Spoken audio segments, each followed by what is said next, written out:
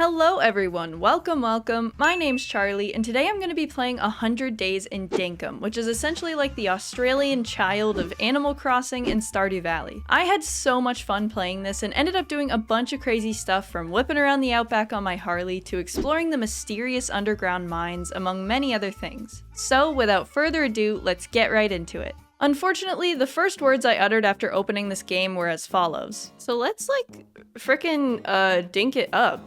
Am I right? The good news is we can literally only go up from there, so I moved on to creating my character. I figured this looked pretty similar to me, and I went with this lovely striped shirt solely because it reminded me of Undertale. Then I chose my island name, DinkItUp. Yes, unfortunately it will live with us forever. And thus our story began. Let's freaking go. Let's go dink it. Oh, a long time ago, everything went south. From sad, humble beginnings, I got on a blimp and flew to the promised land of DinkItUp, and immediately upon arrival, I was greeted by my worst enemy. Fletch. Not Tom, Fletch. She gave me a base tent and an island map and sent me on my way to find a location for our little town. This is actually some good real estate. I won't lie. I actually really liked the beach I spawned on, so I put the base tent right next to it and was then given my own tent to place, which I put right on the water. A nice waterside property, you know? We're gonna dink it up so hard here, I can feel it. Fletch was ever so proud of me, and she also informed me that someone named John had registered interest in opening up a shop here on DinkItUp, so I needed to place a visitor's tent for him as well. Yeah, a lot of tent placing, and not a lot of help in doing so from Fletch, might I add. But after placing that down, I now had the foundation set for our new little town. With that finished up, I went out to collect some fruit and then crafted up a campfire to cook with. For being so efficient, I was also given a wonderful gift from Fletch, a bug net! As well as some rewards for doing the daily milestones. I got dink dollars! I don't think they're actually called dink dollars, but they are now. Let's catch some Roo! Oi! Get over here, you. I was adapting really well to my new Australian surroundings, but I quickly got into a bit of an altercation with the local fauna. This is not the way you should be. Is that a shark? Oh my god, good gravy. What? For the rest of my evening, I caught bugs while getting constantly attacked by these large and angry birds. I caught a butterfly. Ah! And after wandering through a ton of different biomes and poorly identifying many Australian animals. It's like a hedgehog thing? That is definitely not a hedgehog, but it's something. Is this a dingo, mayhaps? Hi. I headed back to base camp and went to bed. When I woke up on my second day, we had a visitor at the campsite. Hello? And you guessed it, it was our new buddy John. Now John runs a shop called John's Goods, and this was the place where I'd be buying tools and upgrades, but also where I could sell things I'd collected. I'm just gonna sell all things that I own. Right off the bat, I sold every bug and shell I'd gotten the day before, and he gave me a whopping 10,000 dinks. John! Good lord, who manages your finances? With my newfound riches, I set my sights on getting some tools, but when I went to buy a pickaxe, John said he couldn't sell it to me until I had the proper license. A mining license. Don't question it. So I went back to talk to Fletch and discovered that I can use my dink dollars to unlock different licenses. With the 1,000 dink dollars I'd collected thus far, I purchased a mining license, as well as a farming license, logging license, and a fishing license. All the essentials. Now that I was all licensed up, I returned to John's and purchased a pickaxe, a fishing rod, an axe, and also this random table saw because I just had too much money and nothing to spend it on. I really wanted to purchase the grill John was selling too, because having food for health and stamina would definitely be essential with all the killer birds and gators about, but I could not afford it. $34,000 for a grill.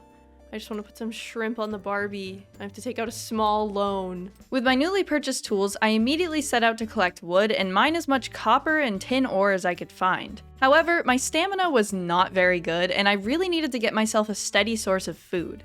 How do I, cook? Can I just put this, on the fire?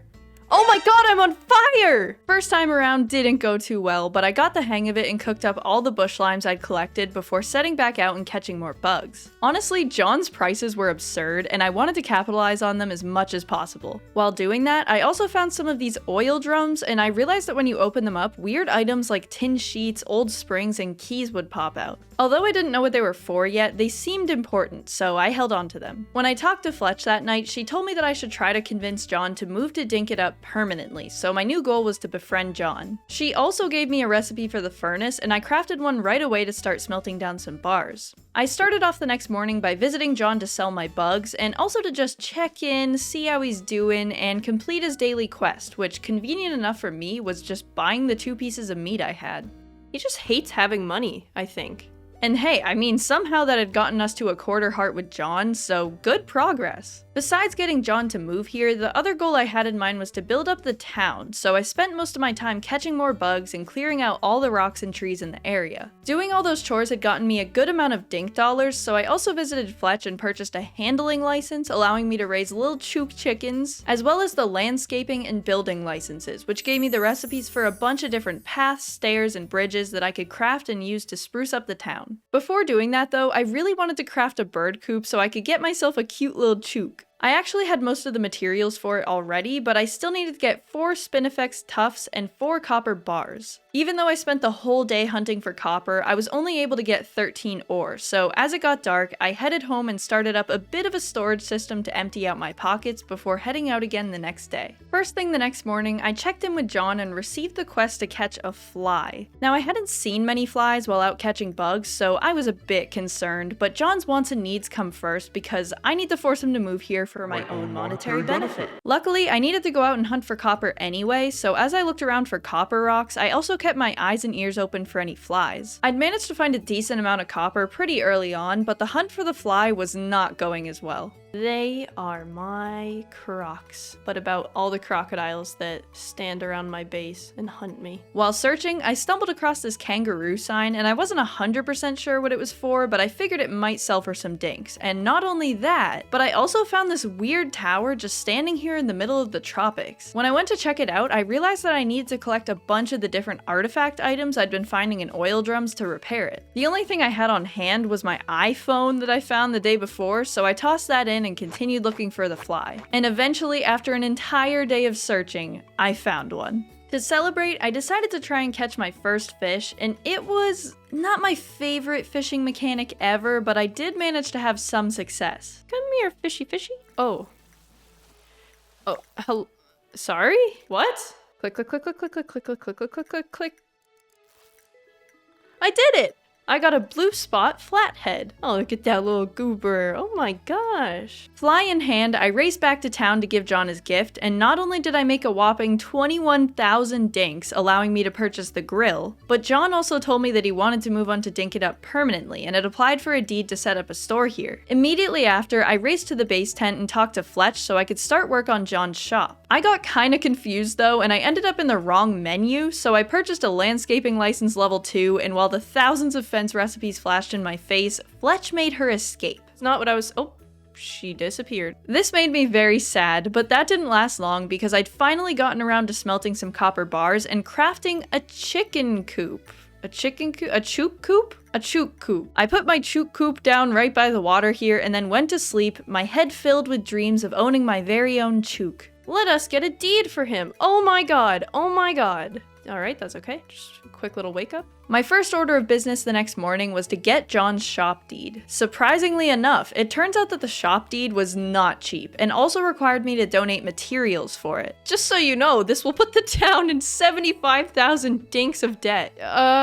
Once I'd placed the deed behind the visitor's tent, I got to work on collecting the building materials, which really wasn't that hard, and after crafting up some nails real quick, I'd completed the requirements. I'd been amassing a nice collection of decoration items by doing quests for Fletch and John every day, but after placing down a new Nordic cabinet, I started to get very stressed out about paying off the fees for John's shop. Which, as if it's my shop, like why do I have to be the one worrying about this? Why can't John contribute like even a single dink to the construction costs of his own business? Whatever. As I was hunting around for bugs, I found a decent amount of oil drums and gathered a fair bit of materials that we needed to repair the mysterious tower. I had discovered so many new things while out exploring this day, and I actually ended up stumbling into another one of the towers, but I didn't have nearly enough materials to repair it yet. I see a butterfly, I will catch you to save the town from the debt I put it in. Ba-ba-bow. When I got back to town that night, I was greeted by a concerning sight. After that, I wasn't so sure I wanted John to stay here permanently, but I don't think I have much say in the matter. Construction had begun the next morning. Not sure who is constructing it, but maybe things are different in Australia, I don't know. Before heading out to catch more bugs for money, I stopped by the base tent and got myself an excavation license, a license to trap animals, and a hunting license, which unlocked the recipes for some handy weapons that I could craft. And it was definitely necessary. We had a bit of a croc problem in town. Every time I tried to do anything, one of these guys would just be nipping at my ankles. For some reason, instead of crafting a weapon right away, I was dead set on killing this crocodile with my axe. I'm going to kill this and it will be my first murder. And after like 5 minutes of me just chipping away at its health, I actually managed to do it. Oh my god, I hate the way that looks. I have killed you. My success in combat only inflated my ego, so instead of crafting a weapon, I spent time that night crafting more furnaces to increase the speed of my ore smelting. And when I woke up the next morning, I discovered that John's Goods was finished. Hold the phone. John's Goods, it's so cute. It has its own little sign and everything. I'm in love. And oh my gosh, the shop was huge. There were so many more things to buy. John. However, I didn't have enough money to buy any of these cool new items, so I set out and caught some more bugs and fish to sell. I needed some more upgrades though, I was really roughing it out here. After selling all my finds, I went ahead and purchased a stone grinder, which turns stone into cement. I needed to get a bunch of cement in order to make a bridge, so as the stones grinded away, I crafted some cobblestone paths and stairs and began to decorate the town and build it up a little. Now that John was permanently moved in, the visitor site was open, and on the morning of day 8, DinkItUp received a visit from Theodore, who was basically the human version of Blathers. Literally the first time I talked with him, he was like, "Hi, nice to meet you. Also, build me a museum as fast as possible." No, really, it's fine, Theodore. Let me just quickly pay off the town's $75,000 debt so I can build you a museum. No, really. Catching bugs hadn't been very effective in the past couple days, so I decided to finally craft my first weapon, a basic hammer, and try to kill crocodiles to sell their teeth, because those are actually pretty profitable. And let me tell you, this hammer was almost impossible to use. I'm atrocious at using weighted weapons in games. I'm more of a quick stabby type of gal, but I continue trying to get the hang of it for the rest of the day with very little success. John gave me 35,000 dinks for all the meat, teeth, and bugs I'd collected, leaving 24,000 dinks left to get in order to pay off the town debt. So I spent the rest of the day beating up more crocs and unfortunately met my end. Oh, please! You've killed me! Yeah, I am really not a fan of the hammer. Once I'd paid off the town debt, I set my sights on completing the other open deeds for the town, the first being for a bulletin board where we could accept requests for money and items. Then, I placed down the deed for Theodore's museum. As I was scuttling around trying to collect the materials to donate, I stumbled across this guy Franklin who was evidently visiting that day and I just didn't notice. He told me that if I find any of the shiny disc artifacts, I could sell them to him to get some extra dinks and also to support further scientific discoveries because Franklin was a little scientist. After introducing myself, I donated all the necessary materials to the museum and then headed to bed. With new buildings popping up and more citizens moving to DinkItUp, I wanted to start terraforming the town, make it a bit nicer here, you know? Once I'd fixed up the area around my tent a bit, I bought myself a metal detector and began hunting around for some shiny discs because the idea of new tools, scientific discoveries, and crafting recipes was pretty nice. By the next morning, the museum had finally finished construction, so I rushed over there to go check it out. And wow, the echo in this place. Golly. Yeah, got it. Not sure how I feel about Theodore, and the ominous echo just doesn't help his case. Franklin had also come to visit the island again, so I headed there next and sold the one shiny disc I'd found the night before, and he gave me almost 9,000 dinks for it. One disc. I'm gonna be a rich woman. I was so absolutely excited by this, and I immediately rushed back to my tent and grabbed the other shiny discs I found previously and sold them all for a profit of 53,000 dinks. It doesn't end there either, because using the discs, Franklin had made some new scientific discoveries, from gotcha machines to jet skis to a freaking motorcycle. And oh my gosh, I desperately wanted that. All I could ask for in this dinky little life was to whip around the outback on a Harley. So that became my ultimate goal, but it required a lot of money and a lot of artifacts, so instead I turned my attention to going out and catching as many bugs as I could to donate to the museum. For each bug that I donated to Theodore, I got 100 dink dollars too. Not bad.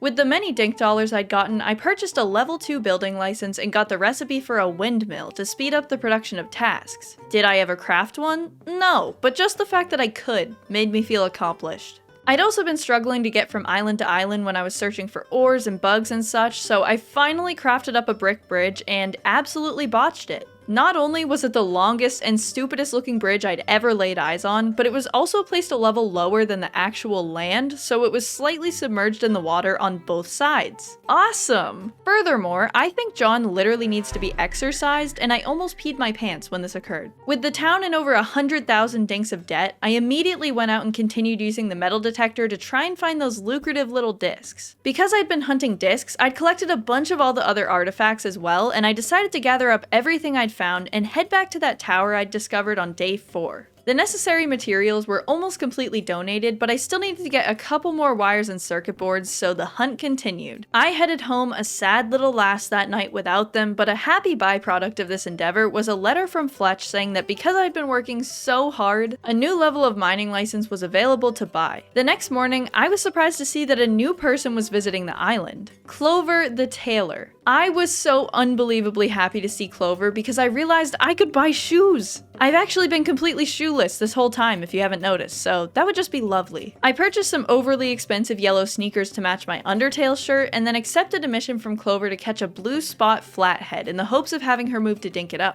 At this point, I'd been doing tasks for the other residents every single day to try and increase their friendship, and as a result, I'd gotten a lot of little gifts to decorate my tent with, but I wanted to upgrade to a house really soon. A large portion of my afternoon was spent trekking out to the other side of the map to find the fish for Clover, and I was actually able to catch it relatively easily. I was also able to catch some other bugs and fish to donate to the museum for dink dollars. Although catching the blue spot flathead was something I was extremely annoyed about initially, all that annoyance immediately disappeared when I received a gift in return from Clover. The skull mask. And I mean, we started out the playthrough in our Undertale striped shirt, but now we're literally Sans. I was floored. It was the most beautiful moment of my life. I was a new person, a changed person. Suddenly, I was filled with determination, and I channeled this feeling into doing some terraforming and trying to prepare my side of the island for building a house. I was proud for being so consistent with my gift giving and considered myself really close to the villagers, so I asked John to hang out with me that day. However, he said no, so I hit him in the head with my net. At this point, I hadn't used the notice board at all, so I decided to check it out that day and accepted a mission to investigate something that fell out of the sky. While I was en route to the crash site mentioned in the mission, I started getting chased by this weird fire-breathing thing that I hadn't yet encountered, and it was honestly quite terrifying. As I was just frantically swimming for my life though, it started fighting with some stray crocodile that was just floating down the river. Wow,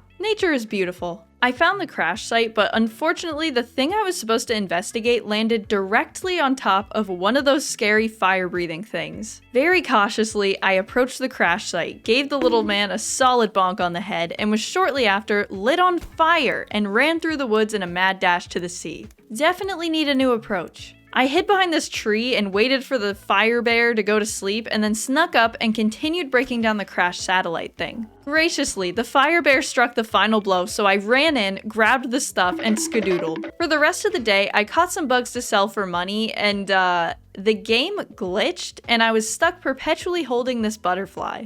So this is my life now. I ran all the way back home, butterfly in hand, and then splurged on purchasing the second mining license, unlocking the copper pickaxe. On day 16, there was yet another new person visiting the island, and oh my god, the way I stood up out of the bed actually sent me. It was so freaking funny. The leaves were really gusting around this day too. It was like there was a hurricane or something, I swear. My first stop that morning was to meet Rayne, a villager who sold seeds and farming equipment. Why was she selling hose for 800 dinks and watering cans for 10,000? Not sure, but I really wanted to stock up on some farming equipment, so I went and sold a bunch of bugs for money and then picked up a watering can as well as some tomato and sugarcane seeds. And I swear to god, I started buttering up Rayne and asked if I could do anything for her 2 inches from her face wearing a skull mask, and she said, "Yes, I have a skull mask I want to sell. Want to buy it for 67,000 dinks?" Like, what is this woman's problem? Somebody else needs to be pricing her merchandise, honestly. After planting my tomatoes and paying off the town debt, I headed out and started cutting down a bunch of trees.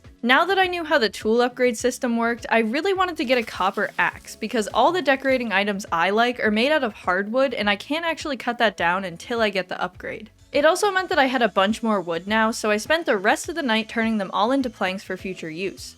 When I checked the bulletin board the next morning, there was a quest to kill an alpha croco for 27,000 dinks. And although I struggle with the regular non-alpha variety, I was way too intrigued to approach the situation with any amount of reason. First things first, I crafted up a spear because I'm garbage at using the hammer. Second, I cooked up some food to take with me just in case I needed to heal up during the battle. Then, I set out to go find the alpha croco. I'm on my way to hunt the alpha croc? I don't quite know what to expect. Oh no. Oh. Holy, what the tan? Is this crab game? Hello? This is literally easier than the regular croc. Oh Christ! Oh my god. No, I can do this. Oh my god, no I can't, no I can't, no I can't, no I can't. Oh, I just should have just not moved! What kind of idiot? What kind of idiot? Literally one more. I did it! I killed the alpha croc. I am the captain now. That doesn't make any sense. Oh my god, I'm gonna get so much money. To my surprise, I'd actually managed to kill the alpha croc, with some definite close calls, and when I got back to my humble tent, I saw that I had unlocked logging license level 2, getting the copper axe and keg. After selling the spoils from my alpha croc loot, I made around 20,000 dinks, which I then used to purchase a wheelbarrow. Once I'd crafted a copper axe, I headed over to this little area right outside of the town. What am I doing over here, you may ask? Well, I have chosen this to be the site for my new house. And so I began the horrible, exhausting process of leveling out this entire area. I began filling the wheelbarrow and taking it to other areas around DinkItUp to dump it, and I continued to do this throughout the night. On day 18, Franklin was back, baby, and you know what that means. Money! Oh my god. It means I'm a very rich little skeleton. And with the prize money from killing the alpha croco, I had made over 100,000 dinks in just one morning. Following this success, I was like, I need Franklin to move to DinkItUp ASAP. Like, this was absolutely the best way to make money. So I accepted Franklin's mission to find him some cooked croco meat. This, however, was easier said than done. I could not find crocodiles anywhere. After going on an entire cross-country journey to kill a single crocodile, I'd found absolutely zero. But then, as soon as I got home, there was one sitting right outside my house. Love that for me. After slaughtering the poor croc, I cooked up the meat and gave it to Franklin. There still wasn't an option to get the deed for his lab though, so instead I purchased a deed for my house and shortly after deposited all the necessary materials. With this done, terraforming my little house area had become a bit more of a priority, so I got back to it. I also realized if you fill the wheelbarrow and then pick it up, you lose everything inside, meaning I could use that to just terraform infinitely instead of wasting time moving the dirt across the entire town. And as I was terraforming, I found this electric egg thing. Wasn't really sure what it was, so naturally I stabbed and destroyed it, and I ended up getting some opal, which was pretty cool. I won't complain. When I woke up the next morning, my house was completely built, and oh my gosh, it was so freaking cute. Oh my gosh! Fueled by the cuteness of my newly built home, I spent the entirety of day 19 continuing to level the tropic biome by the town. The next morning, I harvested a bunch of hardwood and started to lay down the pathing for my home using primarily hardwood planks for the flooring and hardwood fences to enclose the area. Because if you couldn't tell, there are a couple crocs that just love to hang around there. Decoration of the property continued the next day, and as I was chopping down some trees in the area, I found a beehive. Wasn't really sure what to do with it, so I just set it down right here. A lot of my time on this day was spent hunting for tin I could use to smelt down, craft into nails, and use to make fences. Also, the image of me holding this torch is so creepy, like good gravy. Once I'd completed some more tasks for Rayne, I went to Fletch's tent and purchased a level 1 vehicle license, and also discovered that I could customize my house. And this was great news, but my main priority was still creating a cozy little area for my house to be separate from the central town. In order to actually move my house there though, I needed to save up a bunch more money, so it was back to the bug grind. At this point, I'd unlocked 3 house deeds to put down in town, so I purchased one, placing it right behind Fletch's tent, and decided to sell a couple of those opals I found to pay off the town debt.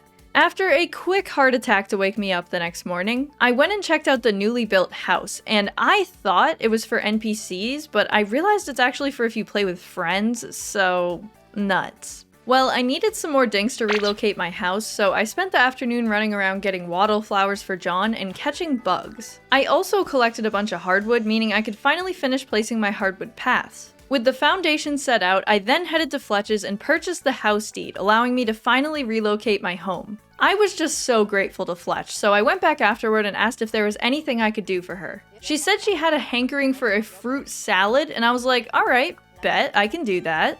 How do I do that? I took a wild guess and crafted a cooking table, and lucky enough I was correct. In order to make one though, I needed bush limes, apples, bananas, and quandongs. A tall order. I had most of those things except the quandongs, so I went out and began hunting for the dongs, the quanies. What even is a quandong? Is that a real thing? For hours, I hunted for this elusive fruit, but couldn't find it anywhere. I caught some cool new bugs and even found another one of those cell tower thingies, but still, no quandongs. At long last, I had finally stumbled across a couple quandong trees, so I collected them and then cooked up a late night snack for Fletch. After such an exhausting search for the quandongs, I decided to just head straight to bed, but I'd forgotten that my house was going to be moved. So instead, I slept on the ground outside Fletch's tent. Day 26 was a beautiful, beautiful day because DinkItUp was visited by yet another new resident, Steve Irwin. Chicken! It's a chicken, a chook. Oh my god. Patoodle. Stay there. No! No, Patoodle. No, no, no, no. Oh, uh-oh. I frantically tried to build a fence to trap in Patoodle, but as I was doing so, she used it as an opportunity to make a run for it. Oh my god, get away from the fire, you stupid chicken! Can I pick it up? No! Patoodle! Get out of the water! Please! Please, Patoodle, get up! Come on! Please! No! Oh, okay. Yes! No! I have no control. I have no control. You know what? After trying to herd Patoodle for an extremely long time, I gave up and instead purchased an animal feeder and some food for Patoodle, hoping maybe I could lure her in with the promise of some treats. Oh my whatever, man. No, no, no. Bad chicken. That actually- No! No, stop! Please! No! Why? Why are you like this? Oh my crud. Oh, come on.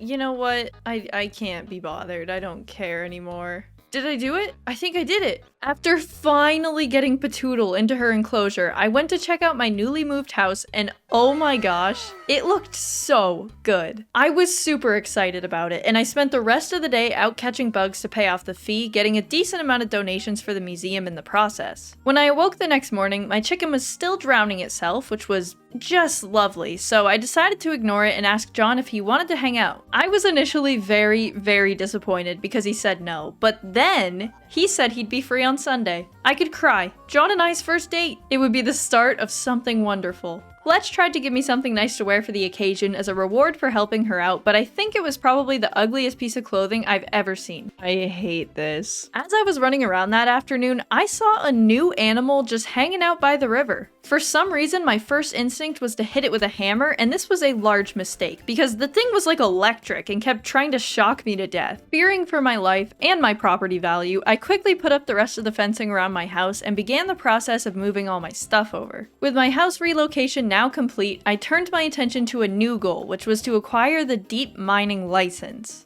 Having this license would allow me to access the deep mines, to possibly get new ores, and also to make collecting materials substantially easier. However, to do so, I needed to collect about 600 dink dollars, so I decided to start on that project tomorrow and spent the rest of the night making a little area for my chickens. I was pleasantly surprised to see that Irwin was visiting the next day, and I rushed over there as soon as I could, completed some requests for him to try and increase his friendship and get him closer to moving here permanently. His shop deed still wasn't available, but he did give me a cobblestone lines recipe, which was kinda cool. I also decided to purchase another chicken, and I named it Bing Bong.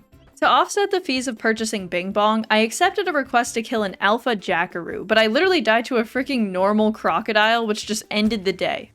Oh! At first I was just mildly annoyed, but then I had a realization. I had left Bing Bong in Irwin's tent. What about Bing Bong? No! I raced into town immediately, absolutely devastated to see that Irwin's tent was gone, but as I got closer, I realized that Bing Bong was fine. They were just chilling there. Oh, this is great. Most of the morning was spent finishing up my new chicken pen by doing some terraforming and putting up fences. In the middle of doing so, I suddenly realized that it was Sunday, meaning that it was time for my date with John. I scurried back into town and asked him to hang out, and he was oddly excited for it. I wasn't really sure what to do at first, but I quickly realized that hanging out essentially just made him my little minion.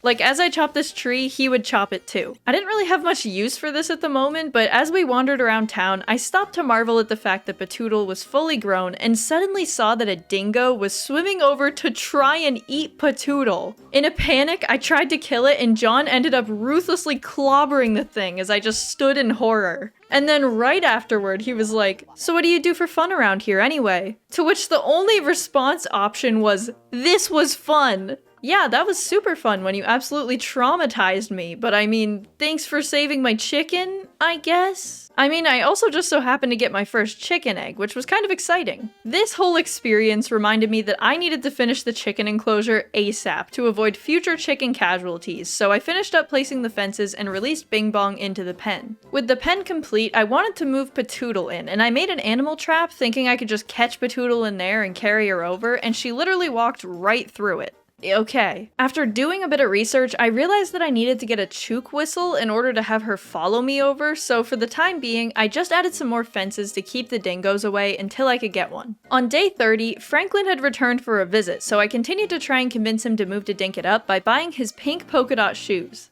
The logic is there, okay? Don't question it. Hoping to capitalize on his visit, I spent a lot of time looking for shiny discs to sell, and after making a quick 30,000 dinks, I continued moving my stuff from the beach area over to my new house. 3 hours later, and I'd successfully moved everything over to the new estate. Not too bad. Eventually, I wanted to move the visitor's house that I'd made over there just to use as a storage shed, but for now, it wasn't looking too bad. Things were going so smoothly. My dink farm was like a well-oiled machine, and when I woke up the next morning, I'd caught some random bird right outside my door. Didn't even try to do that, it just wandered right in. In order to ship trapped animals though, I first needed to craft an animal collection point, so I whipped one up real quick, and to my surprise, the little turkey literally just floated away into the stratosphere. Alright. After that puzzling little encounter, I checked the notice board in town and ended up accepting a quest to defeat an alpha jackaroo and an alpha bush devil, which I had not yet encountered in my 31 days of dinking. I was genuinely very nervous about fighting this thing, so I crafted some upgraded weapons like the copper spear just to prepare myself. And as I was cleaning out my pockets, I ended up accidentally getting 3,500 dink dollars, which meant I finally saved up enough to get the deep mining license. With the license unlocked, I now also had the ability to purchase the land deed for a mine, so I picked up the deed from Fletch and placed it in this little area over here. I like this spot a lot. I feel like it fits really well. And with the mine placed, I set out to battle the alpha creatures so I could earn the money to pay it off.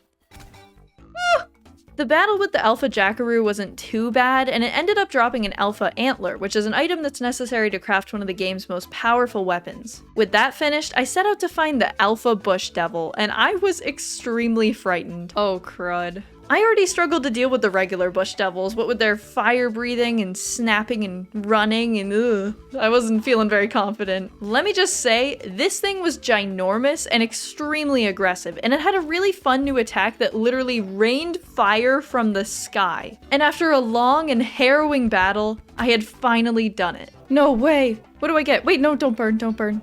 Meat? You have gotta be kidding me. Yeah, not the greatest loot from that little guy. Definitely did not feel like a suitable reward for the turmoil I went through, but I did get an absurd amount of money for defeating them both, and I got over it pretty quickly. It had been an extremely long day, so after donating the materials needed to build the mine, I headed straight to bed. The next morning, I was pleasantly surprised to see that I'd been given 4,000 dinks by the Animal Research Center for the bird that I shipped, and they also sent my trap back as well. I realized this could possibly be some good passive income, and by passive I really do mean passive, because I did not have the energy to go out and actively trap the animals myself. When I spoke with John, he gave me a recycling bin which I placed down right next to the visitor's tent. I assumed it was an Animal Crossing type deal where I get to just take people's old stuff, so that would definitely be something I wanted to keep my eye on. After placing that down, I returned to my house and decided it was time to investigate these 2 beehives that I just had lying around. Naturally, my first instinct was to destroy them, and upon breaking them open, I got some honey and also a queen bee. I actually hadn't gotten one of those yet, so I stopped off at the museum to donate it to Theodore. I also purchased a red dress off him to increase friendship that looked absolutely atrocious on me.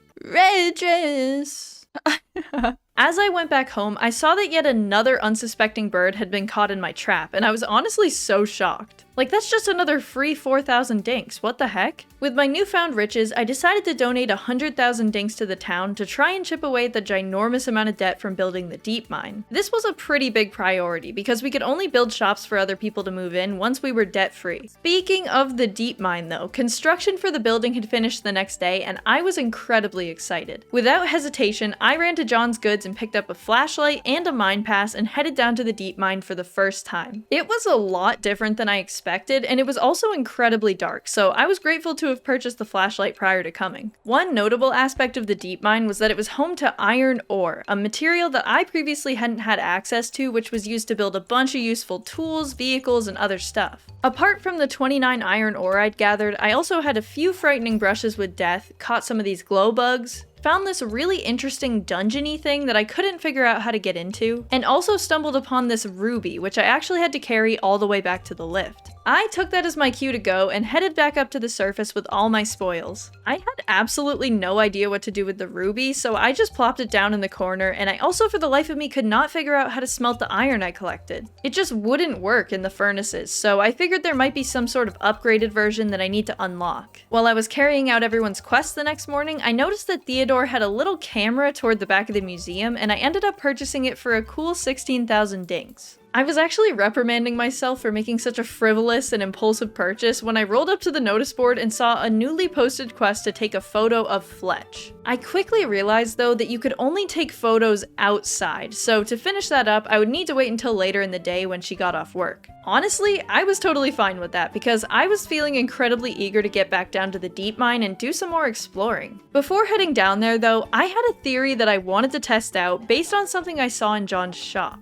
I realized that maybe the scale was how I could sell the ruby, and my hunch turned out to be correct. Not only that, but this thing went for almost 60,000 dinks. After that much of a profit, I was even more eager to head back down to the mines and hopefully find some more of those. I very quickly stumbled across some more of those little underground temples, and I realized that I probably needed to use some of the old key artifacts to get into them. Though I'd found a pretty good amount, I unfortunately left all of them in my storage chests back home, and I decided to dedicate my mining trip to running around trying to find some more. I just really wanted to know what was in the temples. While searching, I had a bit of a run-in with some bats and one of those fire-breathing bear things, and it did not turn out well for me, so I dashed back to the lift and decided I was done for the day. Yeah, I definitely felt like a bit of a failure, but I still had my photo mission to look forward to, so before heading to bed, I whipped out my camera and took an incredibly flattering picture of Fletch to show Theodore. To my surprise, when I showed him the picture, he was like, "Oh my gosh, this photo is absolutely fantastic. I'll pay 4,000 dinks for it. It should be criminal how much money I'm taking from stupid means like this. Just absolutely criminal. I definitely do not deserve this money, but I'll gladly accept it." I continued to pay off the town debt, donating 60,000 dinks the next morning, and spent the majority of the day doing some pretty simple chores and tasks. There still hadn't been anything of substance tossed into the recycling bin yet, but something I discovered on this day was the beauty of the fruit salad. It only required 2 of each fruit and gave a pretty sizable amount of health and stamina, while also giving you an attack and defense buff. However, collecting the materials for them was a bit difficult seeing as all the fruits were located in way different biomes, so I had the idea to plant a tree for each of the components and make a tiny little fruit salad farm nearby.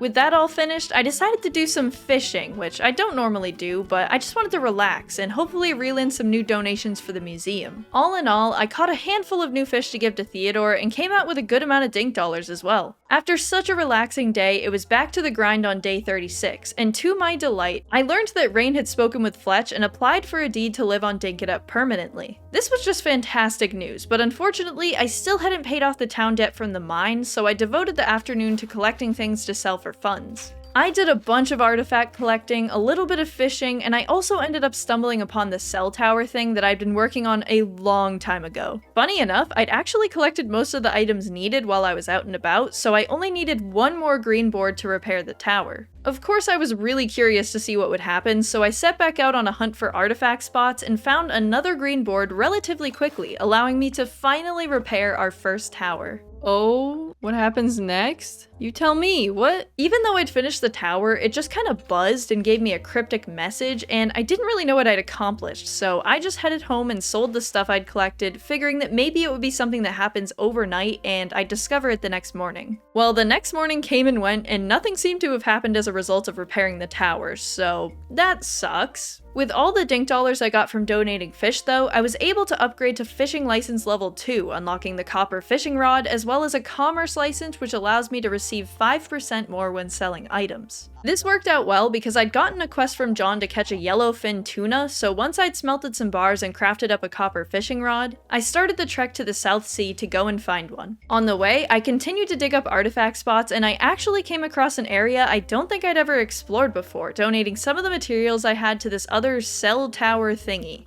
Still no idea what the purpose was. Finally, I'd made it to the South Sea, but I wasn't having much luck finding any yellowfin tuna, so I started to swim around the area until I suddenly heard a whistle. I wasn't really sure what it meant until I stumbled across this lovely fellow. The name is Ted Selly. I've been visiting DinkItUp for a while now. You must be one of the people I heard about getting settled here. Move here too? Nah, not old Ted Selly. I don't like being held down, get me? I can make some handy hunting gear if you— Whoa! That's— What? Bat Zapper Battle Show? There's a bow and arrow? Oh, no way.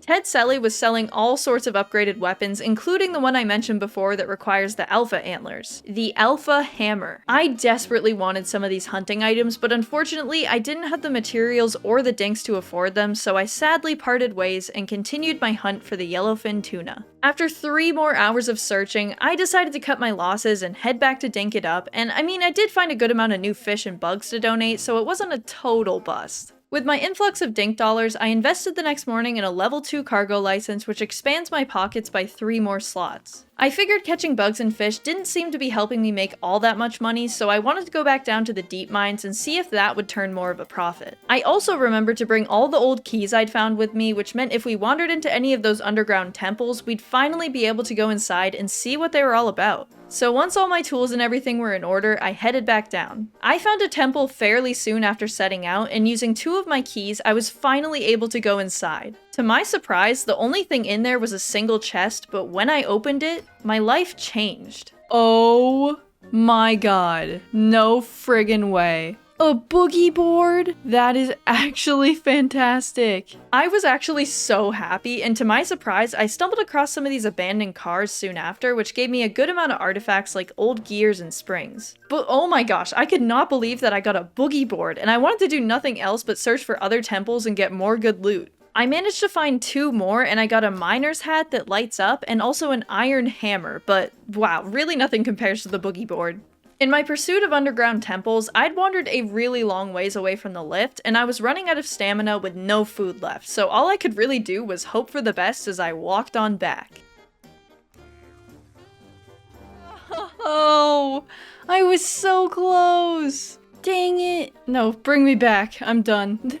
So yes, I died, but it doesn't even matter because I got an absurd amount of loot from that trip. I got copper and iron bars as well as 71 iron ore, countless artifacts, and also a couple of these wooden chests that I stole from the temples, which look way nicer than the crates I have. But of course, nothing compared to the greatest gift of all, my boogie board. First thing the next morning, I whipped that bad boy out and immediately tried to grind it, but it didn't work. When I've used a boogie board in real life, you try to sort of glide it along the surf and you usually absolutely eat it. But I soon after realized it just makes you swim faster in the water, which was probably more useful, to be honest. In my mission to pay off the town debt, I had finally hit the jackpot. This quest to ship 21 cooked croco meat for almost 80,000 dinks. That would be more than enough to finish paying it off, so I crafted up a new copper spear and headed out to hunt some crocs. For some reason though, I had a really hard time finding any, which was weird. Usually they're everywhere and always snapping at me as I try to go about my day. They must have been just, I don't know, on vacation or something, because there were way more wandering around the next day. I was able to get the meat I needed in no time, cook them all up, and then happily collected my 78,000 dinks from John. With said dinks, I was finally able to pay off the town debt and obtain the plant shop deed, which would allow Rayne to move into town. For the time being, I placed it down across the bridge onto this island, and I spent the rest of the evening gathering and donating all the materials needed to construct it. On the morning of day 41, I discovered that at long last, John and I had reached full hearts. I could not be happier. Love this guy, love John. Now that I had plunged the town back into crippling debt, I needed to collect even more dinks, so I accepted another quest to kill an alpha bush devil because those always give so much money. I also harvested 3 tomatoes. Remember when I planted those? Honestly, I don't. I don't think I watered them once this entire time. I headed out right afterward to defeat the Alpha Bush Devil, and we did not get off to a good start in this battle, I'll admit it. Even worse, I hadn't done any preparation at all, so I had close to no food. Perfect. Love the planning. This thing was ruthless, too. I tried to swim away using my trusty boogie board, and it literally followed me, swimming all the way through the river and also completely regenerating its health. I had once again gotten it below half health, but suddenly my copper spear broke, leaving me with only my pickaxe to try and kill this thing with. As you might have guessed, this was not a very effective strategy, and I very quickly met my end. Following this incident, I was very upset, but this was quickly forgotten when I saw that someone was visiting the island, meaning there was a new villager. I just could not contain my excitement, so I ran over to greet them immediately. Oh, Melvin. Furniture store. Oh my gosh, that's so cool. I gotta get you on the island. You literally make furniture. Why do you want me to bring you furniture? This wasn't the only exciting development though, because Rayne's plant shop had also finished construction, which meant she had officially moved onto the island. Angered by the outcome of yesterday's battle, I crafted up a new copper spear and ran back to the site where the Alpha Bush Devil was, once again initiating the battle. Killing the Bush Devil this time around with my brand new spear was easy beans, and within half a minute I had absolutely clobbered it and earned a tidy 33,000 dinks to put toward the town debt. Having collected so many artifacts from the deep mines and random dig sites around the world, I decided to make the trek back out to the cell tower I'd stumbled upon, but still nothing all that special seemed to happen after I repaired it. I was very perplexed by this, especially because I was putting a lot of pretty hard to come by materials in there. Like, I want to know they're going to a worthwhile place. You feel? To investigate, I set out for the first one that I had repaired and realized that it was essentially a way to fast travel to different areas of the map. Unfortunately, the towers I had were like light years away from my house, so it wasn't the most convenient thing ever, but still kinda cool. Now, up until this point, I'd been sleeping in a pitiful little sleeping bag, but thanks to Melvin's visit the day before, I now had a lovely, comfortable bed to sleep in, which I was honestly so happy about. Not only does it look nice, but I can jump on it too. Because I had finally figured out the function of the towers around the island, I really wanted to get them all repaired so I could travel around DinkItUp much easier. I figured based on the placement of the first 2 towers that there was one in each cardinal direction, north, east, south, and west, so I set out traveling south to see if I could find any more. I actually did end up stumbling across one, which I think I'd found before, and saw that I needed 6 wires to repair it. The entirety of that evening was spent hunting around the area for wires and finishing up the cell tower. When I headed into town the next morning, I saw that Irwin was visiting and decided to pick up another chook. The ones I had laid a bunch of eggs that I'd been selling and using for energy, and I also just like having livestock. It makes me feel happy inside. I started buttering up Irwin because I really wanted him to move to DinkItUp, and picked up my chook, landing on the name Dinkelberg for our new little friend and releasing them into the enclosure with Bing Bong. In line with my efforts to get closer to Irwin, I went out in search of a fly and somehow spotted this one hovering on the beach. My eyesight is fantastic. With how close Irwin and I were becoming, I figured it was only a matter of time until he was permanently setting up shop in DinkItUp, so I set my sights on building an animal stall.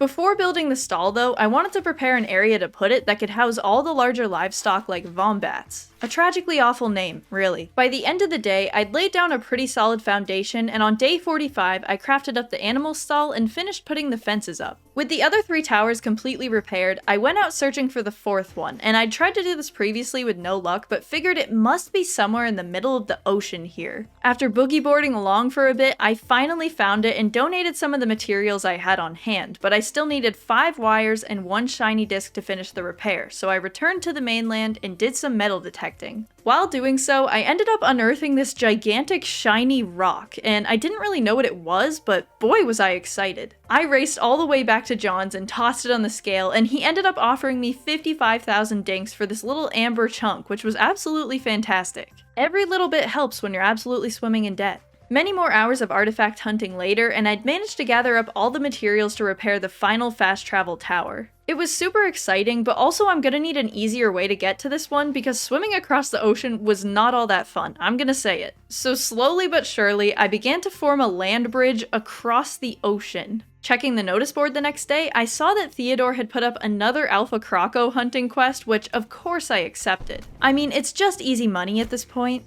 Well, you know what? I don't even need to kill the Alpha Croc because Franklin's in town, baby, and you know what that means.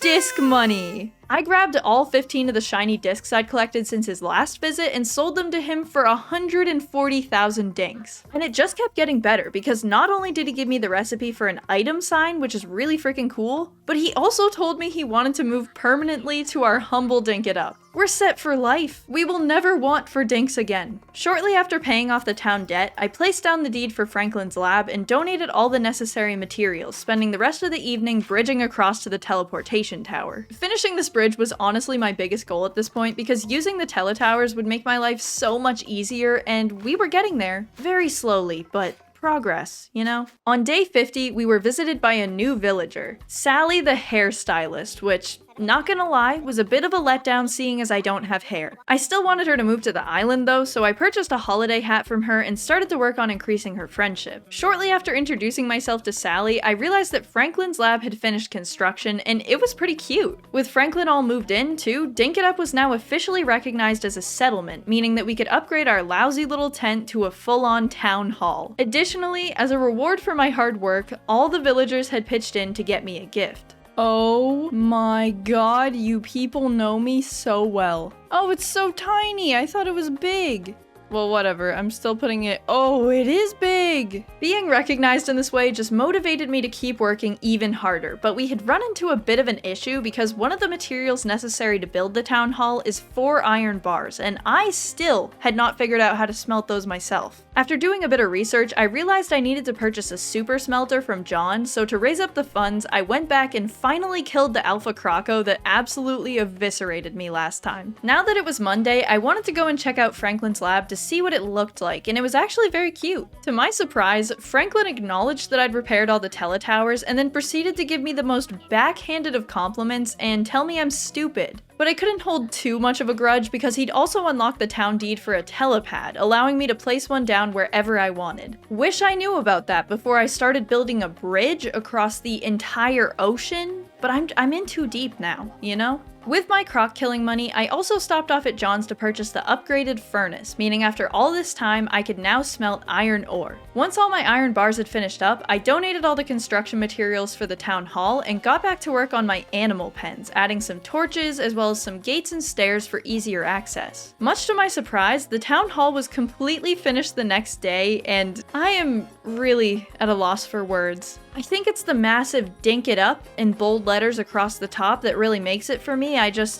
Wow. Once I recovered from my shock, I went inside to talk to Fletch. Weird vibe in the town hall, for sure. It had been a while since I upgraded any of my licenses, and I had almost 6,000 dink dollars to spend, so I treated myself to a level 2 vehicle license, which unlocks land vehicles, as well as a level 2 commerce license, allowing me to make 10% more from the items I sell. With the upgraded vehicle license now in my possession, I really wanted to focus on getting myself a motorcycle, and for the most part, I had everything I needed stored away at home, but I really needed to save up the dinks for it. I beat up another Alpha Jackaroo, getting 33,000 more dinks for it, but the money was really in the disc business. I don't know why I was even kidding myself. The whole morning of day 53 was spent looking for discs, and I ended up finding an amber chunk, which was more than enough to fund my motorcycle. I was clearly very thrilled to be roaming around DinkItUp, seeing as I immediately started placing down cobblestone roads for myself and terraforming around the town to make the land more even. And when I woke up on day 54, I was greeted with a beautiful sight.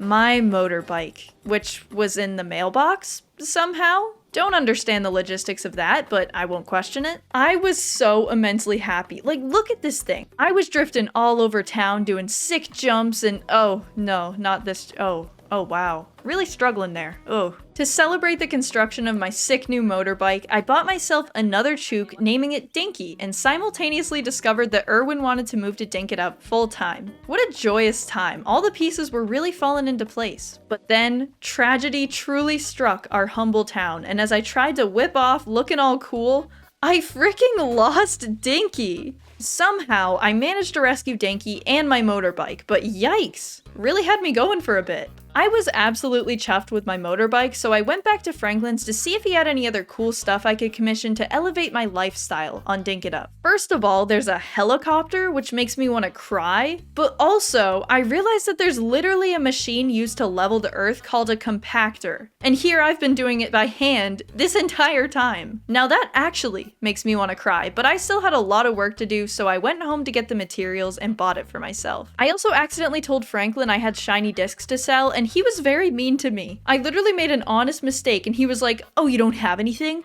Thank you for wasting my time." It made me very sad, so for the rest of the night I just decorated my house area a bit more, added some more path detailing, cried a bit, you know. But Franklin sent my compactor to me early the next morning and I was so eager to test this baby out. As I instantly plowed through layers of dirt, I honestly could have shed a tear. I have wasted so much time from leveling out the area for my house to making the animal pens, just so much time lost.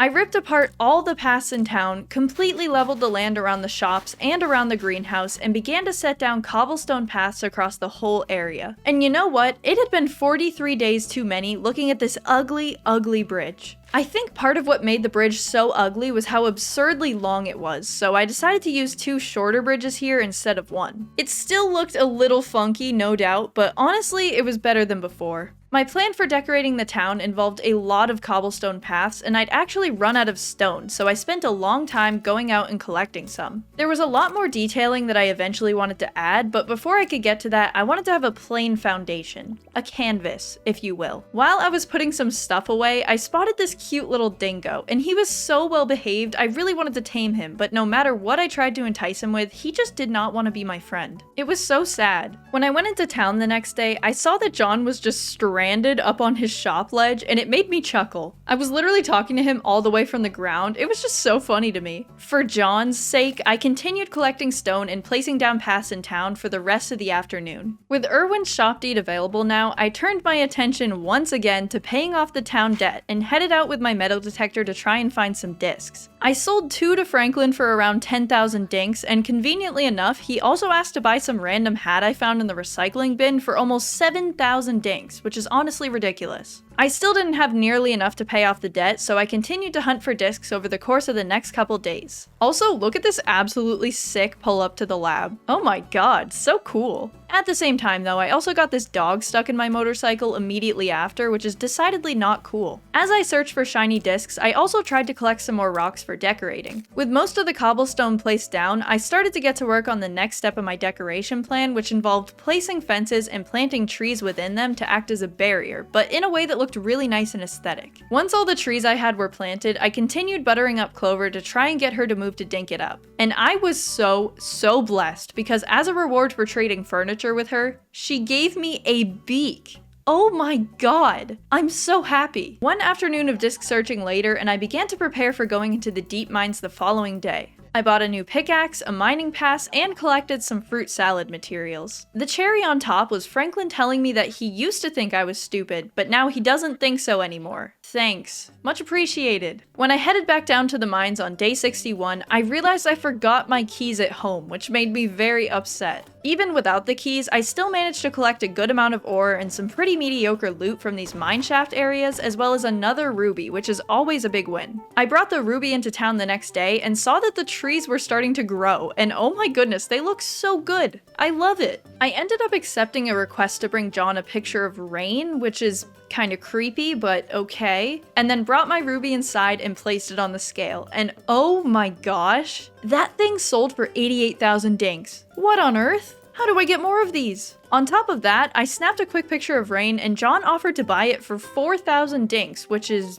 even creepier, but I mean, hey, I'm not gonna turn down free dinks, alright? Not in this economy. Also, kind of off topic, but I just love those close-up photos of the villagers, and I thought they were so magnificent that they needed to be hung on the museum wall. Truly, a work of art. All that income gave me more than enough money to pay off the debt, so once I'd done that, I went ahead and grabbed the town deed for Irwin's animal shop off of Fletch. I figured this place near the lab and Rayne's greenhouse might work well, so I set down the deed, and once I'd finished collecting the building materials, I went out on a quest to find 20 bananas for Rayne. I felt a little bad for selling unflattering photos of her for a profit. It's all for the good of the town though. I'm sure she understands. I'd say I was starting to get closer with most of the villagers on DinkItUp, but there were others that I just got weird vibes from. Namely Franklin. Like, that was straight out of a horror movie, the way his head spun. I was frozen in shock after witnessing that. It also doesn't help that he calls me stupid a lot. Not great. There was also just Theodore, who lives alone in this echoey lair. Kinda weird vibes from him too. When I went to talk with him that day, he asked to trade new clothes for his pair of white pants, and then right after, said he was tired of all his clothes and wanted something new. So I gave his white pants back to him, and he seemed ecstatic. I'm not sure that he's the sharpest tool in the shed. Other than that though, everyone else was pretty great, and after spending the day completing all their quests and hanging out, I devoted the rest of the evening to working on the bridge. And speaking of villagers that I like, Irwin had actually permanently moved to the island the next day. Of course I took a celebratory photo of him, and I was going a little crazy with the camera that day in the hopes of finishing up my very unique museum exhibit. After many hours of chaotic photo taking, I put all my new photos in the museum to keep Theodore company. He really needs it. Then, I purchased myself a level 3 building license, which I don't think actually unlocks anything, so in hindsight, not the best purchase, but once the game is updated, oh baby, I'm gonna be ready. When I woke up the next morning, I was delighted to see a letter from Fletch, and she had actually sent me a wallpaper, which I was like, oh, that's so nice. But then I read further to where she said she'd be looking through my windows to make sure I put it up, and I was like, oh, okay. Alright, probably shouldn't have trashed that. It was my only physical evidence. Upon checking the recycling bin that day, I received a teapot, which I was super excited about. And oh my goodness, it looked so good. Because Irwin's was also closed on Mondays, I decided to spend the day looking for shiny discs and old keys, and I even found another amber chunk. I started off day 66 by setting myself on fire and driving headfirst into the lake, but after that brisk dip, I finally went to check out Irwin's shop, and oh boy, it was so cool. There were more toques, cool new items, and also a Vombat. Of course I had to get myself the Vombat. I already had the pen set up, so I purchased it for 15,000 dinks, named it Hamtaro, and released him into his new enclosure. What a little cutie. Tending to the animals in this game genuinely makes me so happy, but I was really shocked to see that Hamtaro actually poops. Interesting. I also found this little number in the recycling bin. When I checked out Irwin's store that afternoon, I was so immensely happy to see that he was selling a chook whistle, which means Patoodle can finally join all the other chickens in the pen. Immediately, I started Tweedledeeing and leading Patoodle all the way back to the house, just sorta hoping no alligators or dingoes would come out of nowhere and eat her. But everything went swimmingly, and now Patoodle was finally home with the other chickens. They look so happy. I put in some hours that evening, and at long last, I'd finished bridging over to the tower. It was pretty useful, but I also definitely need to do some work on it because it wasn't super motorcycle friendly. But things were really starting to come together, and the main thing I wanted to accomplish before the end of this 100 days was decorating the town and making it look really nice. And like I mentioned before, the decorating has more than one purpose, because it'll also prevent crocs from just wandering around, and let me tell ya, it's a real hazard.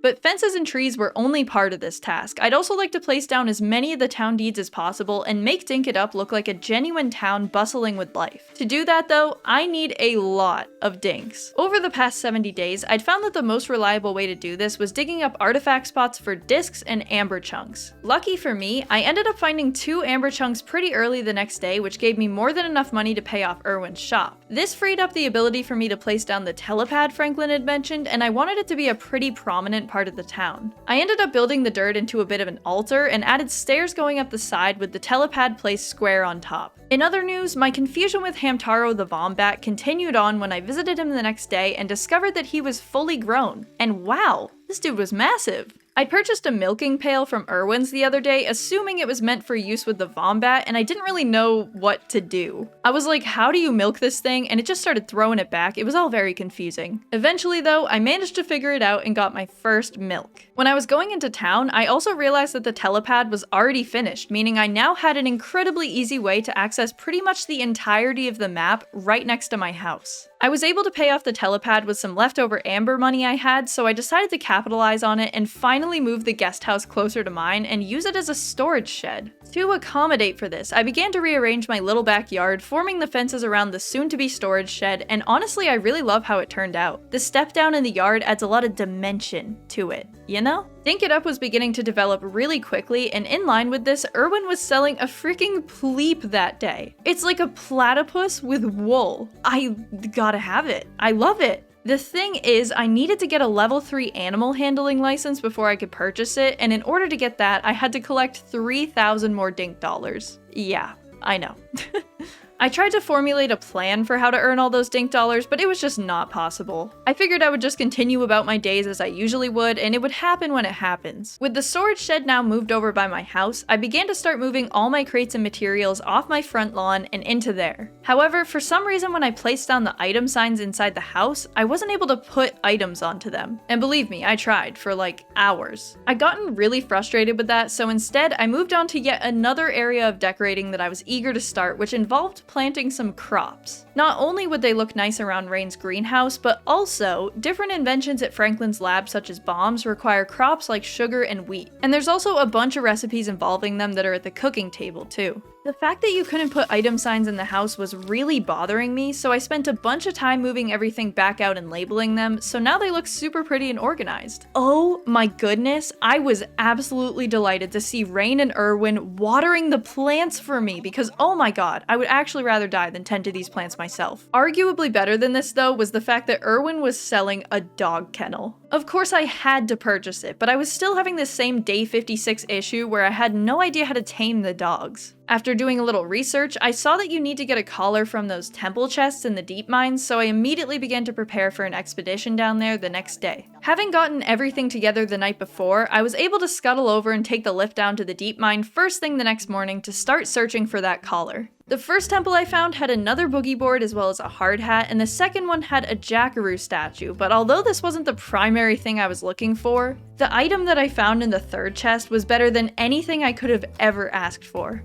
Two lovers forbidden from one another, the war divides their people. After a quick little jam sesh, I got back on the road and came across a weird bat shrine, a fossil which I had no idea existed in this game, and some mighty seeds to plant in the summer. Although I hadn't found a dog collar, I was determined to get this fossil home. It just seemed so rare and was probably worth a fat stack of dinks, so I began the long trek back to the lift. But much to my dismay, I stumbled across a poisonous, glowy crocodile and a fire-breathing bear fighting, and the spores that the croc released killed me. I could have screamed were it not for the thin nature of my new apartment walls, and you know what? I might have. But instead, I silently fumed and set out to find the fossil once again. And boy was that thing far away. It was quite a journey. The bright side was that I found another temple chest which actually contained a moo saddle, and I wasn't sure what a moo was yet, but I still really wanted to ride one. However, the dink gods did not smile down upon me on this night, and literally right as I found the fossil again, the entire cave started filling with poisonous gas and I died. I wanted to cry. I was feeling so sad the next morning that I decided to just have a bit of a chill day, starting out by donating a bunch of weird bugs that I had picked up.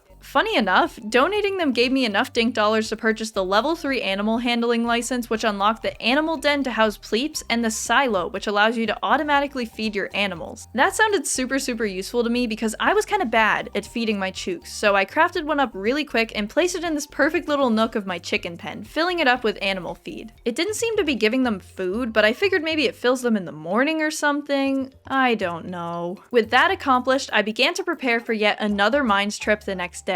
I spent the whole night just looking for a dog collar and a fossil and found neither of those things, which was very deeply upsetting. To make myself feel better after this recent string of failures, I crafted up an animal den as soon as I woke up and bought myself a pleep, which I just named Pleep. It was perfect as it was. And look how cute! I love little Pleepy. I also moved all the chicken feeders over by the silo, thinking maybe proximity was why they weren't filling, but I genuinely just think my silo is broken, so that sucks. At least it looks nice. As I was getting ready for bed that night, I suddenly realized that Dinky had escaped, which was really not ideal. Because she had fallen asleep, I wasn't able to use the chook whistle, and pushing her was not very effective, so I couldn't really do much except fence her in, but with that sussy little crocodile swimming about, I was not feeling great about it. Really hope she makes it through the night. Thankfully, Dinky survived until the next day, so I corralled her back in the pen right away and then took a quick little trip to the mines, finding yet another ruby. I will never complain about finding one of these babies, they sell for so much money. economy. When I went to talk with Fletch that afternoon, she told me that DinkItUp's economy was growing rapidly and that it might be time for us to build a bank. This was very exciting and unexpected news, but I settled on placing the bank here next to the bridge and shortly after donated the materials, finishing off the day by color coding my storage. With the town progressing so quickly, I felt like maybe it was time to invest in some more of Franklin's inventions, and I particularly had my eye on the charging station, which would allow me to charge up all the hard hats I'd found in the mines and eventually power tools as well. Clover was visiting the next morning and I was really trying to get her to move here, but while I was talking with her, she just goes, "I was watching you sleep the other night." I'm like, curtains! Where can I purchase them? And like, do her and Fletch just meet up every single night and walk over together to look through my window? Like, this is why I moved my house so far away, but evidently it wasn't far enough. While I was paying off the debt from the bank, I realized that there was a book in the town hall that tracks your progression in certain areas. For starters, DinkItUp has a 2 1/4 star score, which isn't too bad, but also the happiness was astoundingly low here. Even though I'd been doing quests and talking with all the villagers every day, it was still only at 23%, so that sucks. I was pretty happy to see Franklin was selling the recipe for gumwood lampposts though, because I'd been feeling like the town was missing light sources. Maybe that's why the happiness is so low. Nobody can see all my hard work and everything there is to be grateful for. I also realized that the bank was completely finished and it looked really good. Who on earth is this? Upon entering, I met Melvin, the new banker, and opened up a bank account. I also realized that you could trade dinks for dink dollars, but the exchange rate was pretty garbage, so I didn't even bother. Something else that was pretty cool is I shaved my pleat for the first time and got some wool. And I needed to turn the wool into fabric before using it in any of the crafting recipes, but I didn't quite know how so far, so I just held on to it. On day 81, I returned to the dreaded deep mines, determined to hopefully get 1,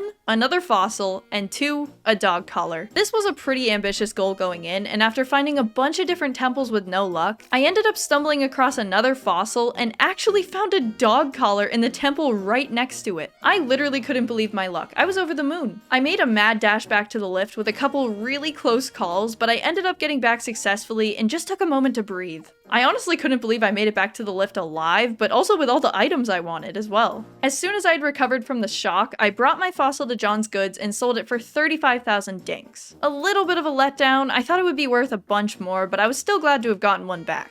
One of the quests on the notice board was from Franklin and mentioned something falling out of the sky at night, which I was like, what? And funny enough, when I checked it out, it was literally right next to my house and it just appeared to be a crashed satellite or something. I ended up destroying it and got some green boards and some batteries, completing the quest. After successfully finishing my main missions, I decided to take day 82 to just do chores for people to increase happiness and maybe go out and find myself a dog in the process. While I was going around accepting quests, Rayne actually gave me her plant book as a gift, which I couldn't figure out how to open it or anything, but I mean, hey, okay. I managed to collect all the bugs and fish people asked for pretty quickly, so while I was out with extra time, I started to run around and look for my new dog. I didn't want it to just be some random dingo, I needed to find one I vibed with, you know? And when I came across this cute little doggo just looking over the water, he captured my heart. I put the collar on him and started to head home, but he wouldn't actually follow me. I was super concerned. He looked really lost, but I mean, it looks like he was just dragging his butt across the whole world and scooching along behind me, so I'm sure he's fine.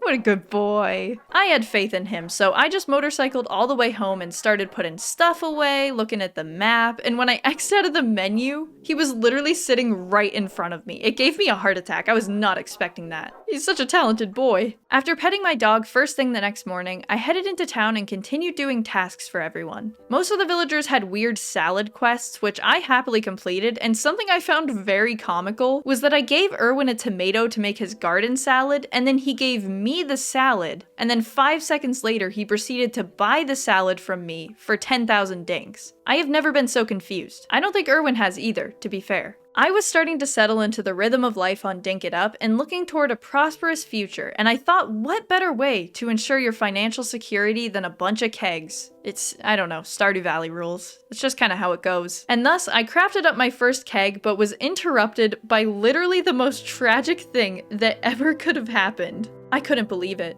I took out my spear and spotted the culprit of the crime and killed him in 2 violent stabs before collecting the remains of my beloved Tex. His name was Tex, by the way. Through tears, I crafted an item sign and made him a makeshift grave, displaying the bones I have left of him in my backyard to remember him forever. I was devastated. To make matters worse, I also couldn't for the life of me figure out how to use the keg. I tried putting in like a bunch of different fruit and it just wouldn't work, and then I realized you can only use it with bottle brush, wattle flowers, and jelly, so I tossed some bottle brush in there just to see what would come out of it. In terms of my next big building project, I really wanted to start an orchard behind my house, so I began the process by laying down this bridge and cutting down all the trees, finding a beehive in the process. When I opened up the hive though, there weren't any queen bees in it, which was very disappointing, because I did want to start like a little bee farm. I couldn't let that sour my mood though, because upon chatting with Melvin, I learned that he wanted to move on to DinkItUp, which was super exciting. And when I completed his quest for the day, I was also gifted a Roo plush, which I decided to put in the center of my failed storage shed. Now it at least had some sort of purpose. After that little gift, I really got my Tookus into gear, setting down the furniture store plot and donating all the building materials. The entirety of that night was spent continuing to decorate the town, because with all these people moving in, it needed to look the absolute best that I could make it. This mostly involved putting up fences and also collecting and planting pine cones between them. I really like this sort of tiled snowflake-esque pattern as well, because they added a bit more interest to the town center, so I put down 2 of them in front of the bank and the town hall. I was still struggling to grapple with the death of my beloved Tex, so when I saw this turkey disrespecting him and walking all over his grave, I just couldn't stop myself. I am not proud of the monster I've become. Not even the completion of Melvin's furniture store lifted my spirits, so I decided it was time to set out and find a new dog. And I very quickly fell in love with this little guy and named him Creamsiscle. I headed back to town figuring Creamsiscle would probably find their way here eventually, and I noticed that some of my crops got like trampled or something. I was thinking maybe I needed a scarecrow, I wasn't sure. On my way back to the house to craft one, I stopped by Clover's tent and completed her quest for the day, receiving this panda hood, and oh my god, this thing is so cursed. You will not catch me dead wearing this. But the little robe in the background did catch my eye. It reminded me of that one episode in Adventure Time, so I decided to purchase it. Maybe it was time to shake things up, you know? As I was going about my business, suddenly I just stopped and I was like, where is Creamsiscle? I tamed him way earlier in the day and just hadn't seen him since, so that's concerning. After changing back into my stripy shirt because I just really missed it, I went back over to the greenhouse and literally watched a bird kill one of my plants. Cool. Love that. Good thing I brought my newly crafted scarecrow, so hopefully that'll never happen again. With all of that taken care of, I traveled back to the area where I tamed Creamsiscle, but after a whole night of searching, I just could not find him. And by the next morning, he still had not wandered back to me, so I was getting really worried. I also realized the keg items are actually OP. Like, they're just bottles of health and stamina. It's incredible and so immensely handy. Having learned this, I went out on an expedition to collect more wattle flowers and bottle brush and simultaneously collected enough discs to earn me about 50,000 dinks. With this disc money, I was able to finally pay off the town debt and also realized I could upgrade my mining license to level 3, getting me the recipe for an iron pickaxe. This was incredibly good timing because I was planning a mining expedition the next day, so I decided to craft up 2 of these bad boys to bring with me. Despite all this advancement, I was still so sad to have lost Creamsiscle, and after doing a bit of research, I realized it's like a Minecraft mechanic, so petting the dog once tells it to stay. Meaning I literally needed to go out, find Creamsiscle, and unpet him so he would come home. Like, yikes, my bad. But that was a task for another day because I needed dinks, and the best way of getting them is in the deep mines. It wasn't a particularly successful night in the mines, but I did find a good amount of items and this ruby, which I drove over to John's Goods the next day and sold for 66,000 dinks. With said dinks, I decided to start really putting the town together as I envisioned it and moved the town hall over next to the bank. But you know, my town could never be entirely complete without Creamsiscle, so I went off to find him. Creamsiscle, now I know I was wrong, I messed up and now you're gone. Creamsiscle, I'm sorry I neglected you.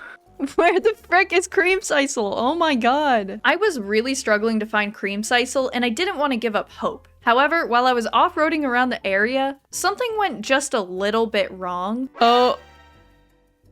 What's going on? I'm off-roading! I could not stop laughing. This was just so ridiculous. Oh, Creamsiscle, come to mommy.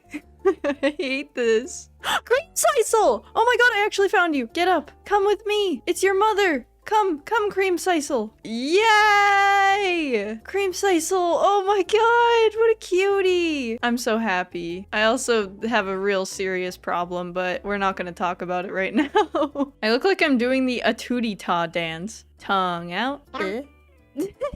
Elbows back. A-tootie-ta, a-tootie-ta, a-tootie-ta-ta. Okay, let's not do that ever again. Oh, we're home. After a long journey, I'd finally brought Creamsiscle home, and oh my goodness, what a good boy. I love him. I made sure to keep him inside the fence and then headed to Irwin's to pick up some animal food. And good lord, look at that thing. I was really gunning for a discount, throwing those cheeks for the 10% off. With Creamsiscle settled, I visited Franklin's lab and commissioned another compactor because I broke the other one and I needed it for leveling the town and working on my orchard. I also got the recipe for cobblestone walls, and I thought it looked way better than the gumwood ones I'd used before, so I spent the rest of the night replacing them all. But I was so overjoyed to have found Creamsiscle, and he just looks so cute sleeping in his little dog house. Oh, I love him so much. The town hall looked so amazing in its new position, and I even moved the recycling bin and notice board over there. When I went into Clover's tent for a chit-chat, she told me she wanted to move to DinkItUp and really liked it here, and I was just like, yeah, duh. It looks so good. I get it, I'm doing a good job.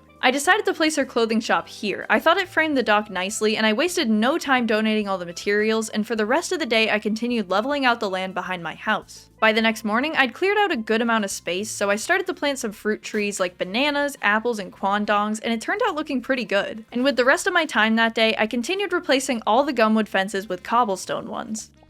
With the town very quickly coming together, I desperately wanted to get Sally, the last villager, to move in. In my efforts to do this, I decided to get a quick trim from Sally, even though you literally can't see my hair ever. Wow, it looks fantastic! Thank you, Sally. You spin my head right round when you go down.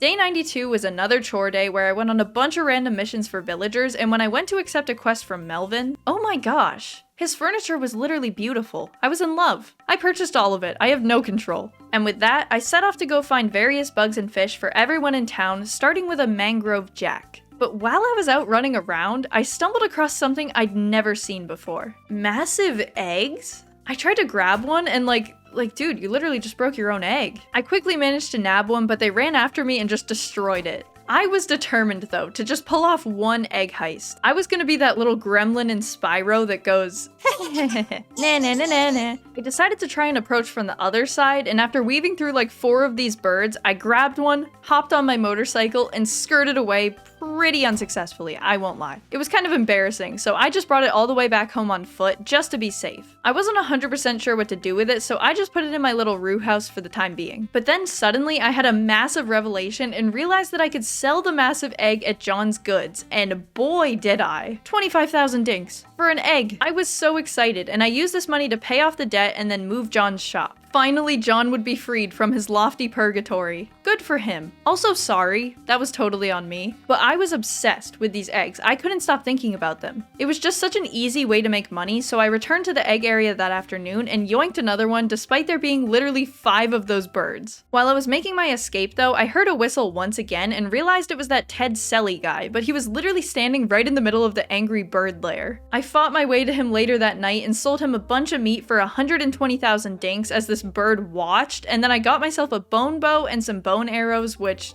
oh my gosh, I was so excited to test these out. On the morning of day 94, I had a completely normal conversation with Clover and then ended up getting the recipe for the spinning wheel from Franklin, which was fantastic because I'd collected a bunch of wool that I needed to turn into fabric. I also finally got myself a charging station because, like I said, I eventually want to get the power tools, and I had an inkling that I might be able to charge my compactor as well. The first thing I did when I got home was craft up a spinning wheel and toss some of my wool in there. As that was processing, I made and placed down a bridge to my house from the eastern island and then drove my motorcycle over it on my way to collect even more eggs. I have a problem. I nabbed the first egg so easily. It was like taking candy from a baby. My success really fueled my ego though, and I was like, you know what? I'm gonna go get another. And then another. Again, I have a problem. The eggs stacked on my motorcycle looked incredibly weird as I drove home. It just looked wrong. But after selling all of them for a total of 63,000 dinks, I paid off the cost of moving John's goods. My charging station came in the mail the next morning, so I set it down with my other machines and plopped one of the hard hats on top just to test it out. Also, Clover is really concerning me. She asked that morning to borrow my hair for something, which